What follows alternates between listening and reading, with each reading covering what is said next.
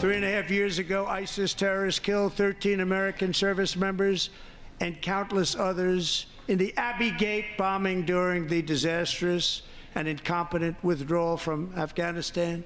Tonight, I am pleased to announce that we have just apprehended the top terrorist responsible for that atrocity, and he is right now on his way here to face the swift sword of American justice. And I want to thank especially the government of Pakistan for helping arrest this monster. सदर Trump का अमरीकी फौज पर हमले में मुलविस Daesh commander की गिरफ्तारी पर पाकिस्तान का शुक्रिया। अमरीकी कांग्रेस से पहले खिताब में सदर ट्रंप ने कहा, अफगानिस्तान से शर्मनाक इनखला के वक्त दाइश ने हमला करके 13 अमरीकी एहलकारों को कत्ल किया। ये बताते हुए खुशी है कि अफगानिस्तान में दहशतगर्दी का बड़ा जिम्मेदार पकड़ा गया है। इंसाफ के कटहरे में खड़ा करने के लिए उसे अमरीका लाया जा रहा है। वो इस गिरफ्तारी में मदद पर पाकिस्तान का खुसूसी तौर पर शुक्रिया अदा करते हैं। पाकिस्तान ने काबुल एयरपोर्ट हमले में मुलविस दाइश कमांडर मोहम्मद शरीफुल्लाह को पाक अफगान सरहद से गिरफ्तार किया है।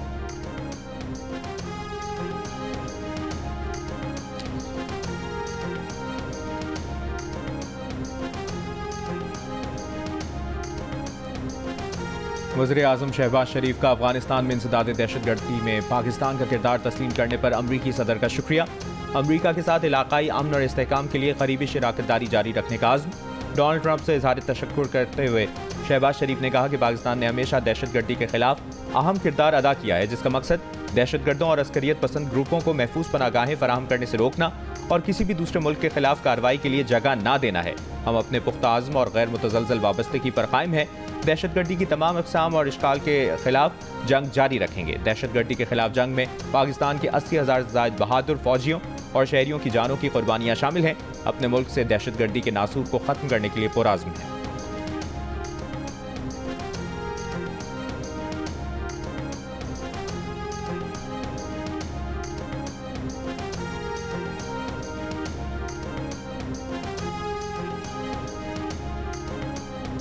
पाकिस्तान ने काबुल एयरपोर्ट पर हमले के मास्टरमाइंड अफगान शहरी दाइश कमांडर शरीफुल्लाह को पाक अफगान सरहद से गिरफ्तार किया। सिक्योरिटी ज़राए के मुताबिक शरीफुल्लाह और जाफर को स्पेशल ऑपरेशन के दौरान हिरासत में लिया गया। 26 अगस्त 2021 के हमले में मुलविस शरीफुल्लाह अमरीकी इंटेलिजेंस का हाई वैल्यू टारगेट था। अमरीकी वेबसाइट का दावा है कि अमरीकी हुकाम को गिरफ्तारी की इत्तला 10 रोज पहले दे दी गई थी। रिपोर्ट के मुताबिक नए CIA डायरेक्टर ने ओहदा संभालने के दूसरे ही रोज पाकिस्तान में सीनियर इंटेलिजेंस हुकाम के साथ काबुल धमाके का मामला उठाया। फरवरी में म्यूनिख सिक्योरिटी कॉन्फ्रेंस में भी पाकिस्तान के आला सिक्योरिटी अहदेदार के साथ इस मामले पर बात की। 2021 में अफगानिस्तान में अमरीकी फौज के इनखला के मौके पर काबुल एयरपोर्ट पर खुदकुश हमले में 13 अमरीकी फौजी और 170 अफगान शहरी मारे गए थे। FBI डायरेक्टर काश पटेल का कहना है कि दहशतगर्द शरीफुल्लाह बाज़ाब्ता तौर पर अमरीका की तहवील में आ गया। अमरीकी अवाम के लिए इंसाफ की फराहमी पर FBI, CIA और महकमा इंसाफ पर फख्र है।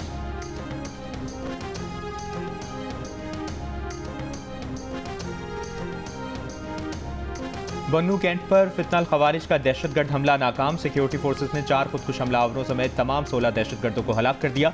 शदीद झड़प में 5 बहादुर जवान शहीद हुए। धमाकों से मस्जिद और इमारत मुतासर होने से 13 शहरी शहीद, 32 जख्मी हो गए। ISPR के मुताबिक हमलावरों ने कंटोनमेंट की सिक्योरिटी तोड़ने की कोशिश की। बारूद से भरी 2 गाड़ियां छावनी की दीवार से टकराईं। खुदकुश धमाकों से छावनी की दीवार का एक हिस्सा गिर गया। करीब वाक़ एक मस्जिद और एक रिहायशी इमारत भी शदीद मुतासर हुई। ISPR का कहना है कि खुफिया इत्तलात से साबित हुआ कि हमले में अफगान शहरी मुलविस थे। शवाहिद हैं कि हमले की मंसूबाबंदी और क़यादत अफगानिस्तान में मौजूद खवारिज सरगनों ने की। सदर और वज़ीर-ए-आज़म का कामयाब ऑपरेशन पर सिक्योरिटी फोर्सेस को खिराज तहसीन, शुहदा को खिराज अक़ीदत। कहा, सिक्योरिटी फोर्सेस ने मुल्क को बड़े नुकसान से बचाया। कौम मुसल्लह अफ़वाज को सलाम पेश करती है।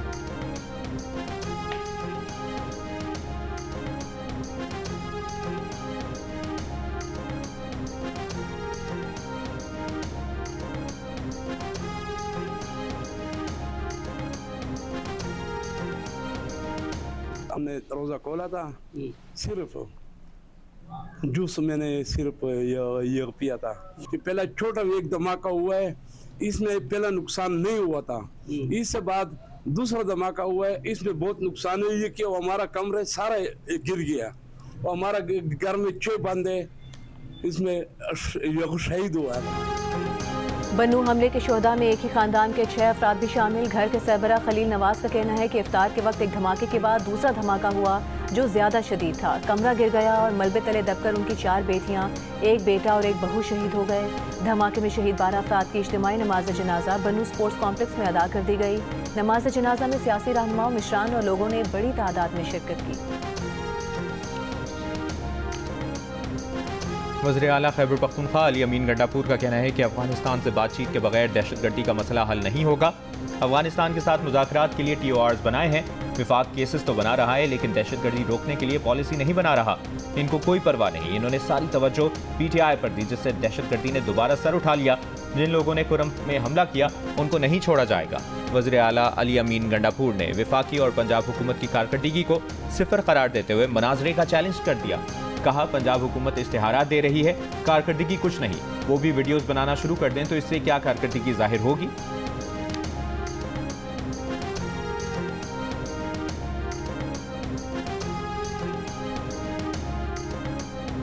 वफाक की हुकूमत से पुरजोर इल्तिजा करता हूँ कि ख़ास तौर पे इस रमज़ान शरीफ के महीने में लोगों को और तकलीफ़ में ना डालें, लोड शेडिंग ना करें। गैस का जो एक मेजर प्रॉब्लम हो गया है, हमें आईनी तहफ़्फ़ुज़ ये हासिल है कि जिस सूबे में गैस पैदा होती है उस सूबे के लोगों का पहला हक है, तो उन सूबे के लोगों के लिए ये गैस लोड शेडिंग सूबा सिंध में ख़त्म करें।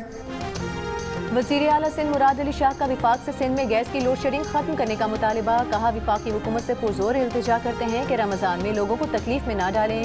सिंध में पैदा होने वाली गैस पर पहला हक यहाँ के रहने वालों का है। कराची में तकरीब से खिताब के दौरान कहा कि सिंध हुकूमत की 57 बड़ी इमारतों को सोलराइज कर चुके हैं। कराची के 7 अजला में 50-50 हज़ार रुपये मालियत का सोलर होम सिस्टम देंगे। 2 लाख सोलर सिस्टम के लिए 10 अरब रुपये मुख्तस किए गए हैं।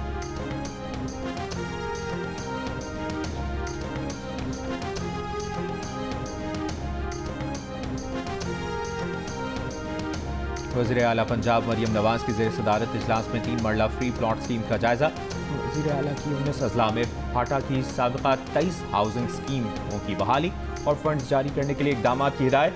मरियम नवाज ने कहा कि अपनी छत अपना घर प्रोग्राम के तहत लोगों का घर बनता देखकर खुशी होती है। 5 साल में 5 लाख घर बनाने का हदफ पूरा करने के लिए पुरअज़्म है।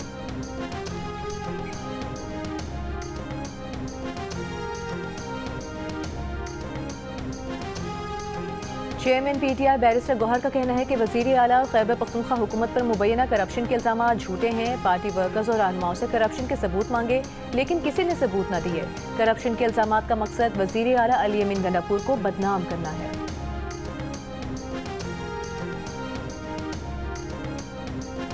ऑपोजिशन लीडर उमर अयूब ने महंगाई में कमी का हुकूमती दावा बेबुनियाद करार दे दिया। वुज़रा को अपने साथ बाजार जाने का चैलेंज देते हुए कहा कि मुल्क की मईशत बढ़ नहीं रही बल्कि सुकड़ रही है। इंडस्ट्रीज में ग्रोथ सिफर हो चुकी। बजट में 3 माह का वक्त रह गया और अब तक 1400 अरब रुपए के तरक्याती बजट में से सिर्फ 92 अरब रुपए खर्च हुए हैं। शिबली फराज ने कहा कि कानून की बालादस्ती के बगैर कोई सरमायाकारी नहीं करता। पीपल्स पार्टी और नून लीग ने मुल्क की मईशत को गिरवी रखा। शफाफ इलेक्शन होने तक हालात ठीक नहीं होंगे।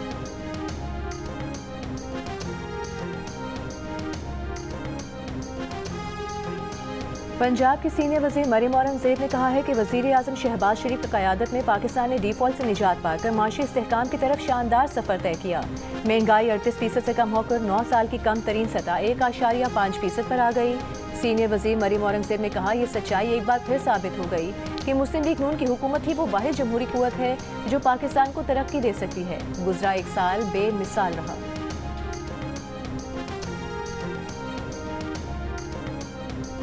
PTI रहनुमा शिबली फराज ने दावा किया है कि आइंदा कुछ रोज़ में मौलाना फजलुर रहमान उनके साथ होंगे। मौलाना फजलुर रहमान से बात करने के लिए कमेटी भी कायम की गई है। गुज़श्ता रोज़ PTI के सेक्रेटरी जनरल सलमान अकरम राजा ने कहा था कि मौलाना फजलुर रहमान से मुतालिक बानी PTI ने कुछ हिदायत दी हैं जो उन तक पहुँचाएंगे। मौलाना की इज्जत करते हैं, चाहते हैं वो इस इत्तेहाद में शामिल हों। इससे पहले खबरें आई थीं कि मौलाना फजलुर रहमान पर माजी में ज़ुबानी हमले PTI और JUIFA के इत्तेहाद में रुकावट है।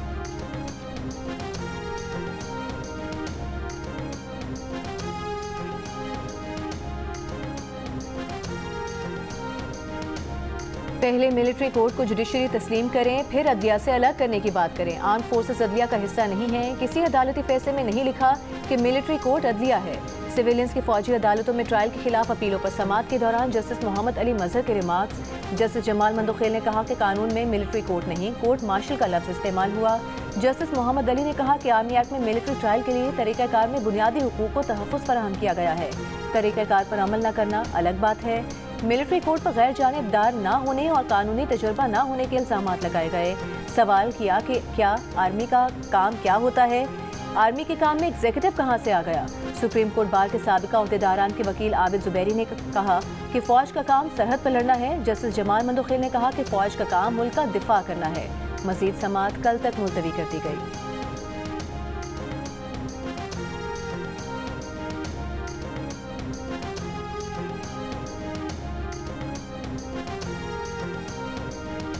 वज़ीर आला खैबर पख्तूनख्वा अली अमीन गंडापुर की दारुल उलूम हक्कानिया कोड़ा खटक आमद। मौलाना हामिदुल हक हक्कानी की शहादत पर वरुसा से इज़हार ताज़ियत।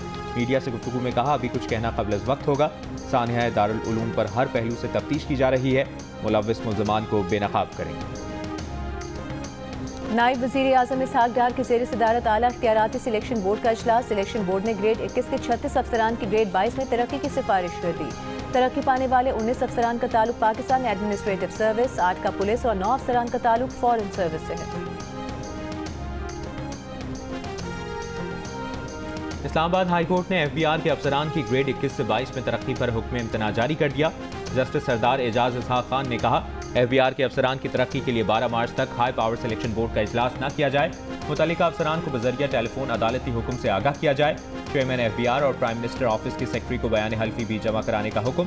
FBR अफसर शाहबानों की दरखास्त पर अहकाम जारी करते हुए अदालत ने कहा चेयरमैन FBR बयान हल्फी दें कि पिटिशनर का नाम एडमिन पूल में रखने की समरी नहीं भिजवाई गई। सेक्रेटरी 2PM बयान हल्फी दें कि ऐसी कोई समरी मौसूल नहीं।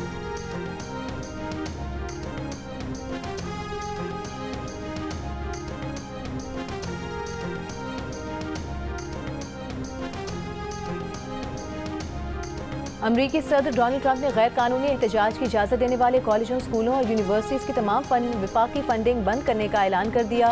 एक बयान में कहा कि गैर कानूनी एहतजाज करने वाले मुजाहिरीन को कैद की सज़ा दी जाएगी या फिर हमेशा के लिए उनके मुल्क वापस भेज दिया जाएगा। अमरीकी तलबा को तालीमी इदारों से मुस्तकिल तौर पर निकाल दिया जाएगा या फिर जुर्म की नौयत के मुताबिक गिरफ्तार किया जाएगा।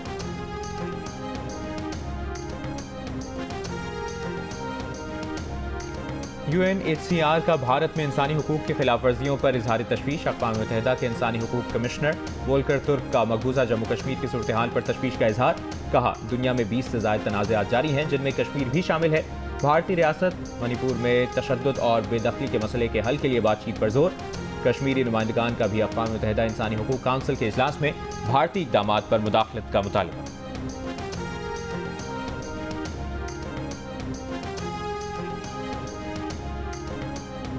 ICC चैंपियंस ट्रॉफी के सेमीफाइनल में रिचन रविंद्रा और केन विलियमसन के शानदार सेंचुरियां। न्यूजीलैंड ने जनूबी अफ्रीका को 363 रन का हदफ दे दिया। जवाब में जनूबी अफ्रीका ने बगैर किसी नुकसान के 8 रन बना लिए। सेमीफाइनल देखने के लिए भारतीय क्रिकेट बोर्ड के नायब सदर राजीव शुक्ला, चेयरमैन PCB मोहसिन नकवी, बांग्लादेश, जनूबी अफ्रीका, जिम्बाब्वे और न्यूजीलैंड क्रिकेट बोर्ड हुक्काम भी क़ज़ाफ़ी स्टेडियम लाहौर में मौजूद। चैंपियंस ट्रॉफी के तमाम मैचेस जियो सुपर बराह रास्त नशर कर रहा है। और मारूफ अदाकार मोहम्मद कवी खान का मुनफरिद अंदाज, चाहने वाले उनकी बरसी नहीं भूले। कवी खान ने ड्रामा सीरीज अंधेरा उजाला से शोहरत हासिल की। फनी खिदमात पर उन्हें निशान इम्तियाज से भी नवाजा गया।